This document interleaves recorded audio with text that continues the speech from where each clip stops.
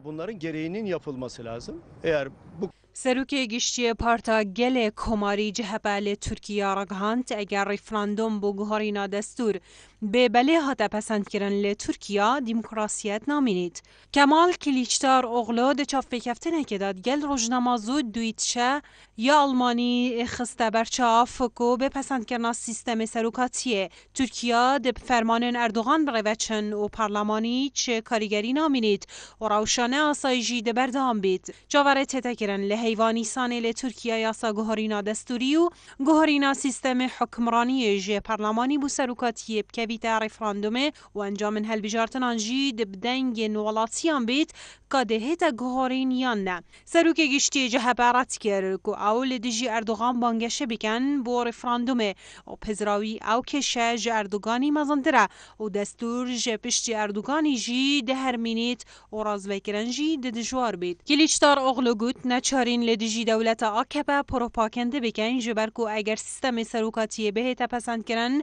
والی و پلیس و جندرمج بو آکپا دخباتی کن و اردوگان نوت صاده جه میدیا و داد یه جی دهتا کنترل کرن جه اگر رات کرنا گوهرینا دستوری به نخیر سروک جهپا وسط بینید دیموکراسی ده بهستر بیتو ده سنورک بو اردوگانی جهتا دانان کل صدا بستوی که جه دیکتاتوریت نینه الدیویاسا سیستم سروکاتیه سروک کمار ترکیه دبیته سروک جبهجکار و پست سروک وزیران جی دهتا هلوشاندن و پیوندین سروک کماری جی گل پارتاوی نهتا برین و مافن در کرنا بریاران جی ده هر هبید و هر واسان سروک کمار دشتنی وکا اندام انجواتا دزگهن داتوران و دا خواستکارن گشتی پل بجرن و هر واسان دادگه ها سربازی جی دهتا هلوشاندن و هجمار اندام دادگه ها دستوری جی دبو 15 اندامان هتا کم کرن و سرباز جی دنافوان دانا مینن. سبارت هلویست حکومتا ترکیه بناف اینانا حتی پی و اک بشک جه پکه که کلیچدار اغلو گوتی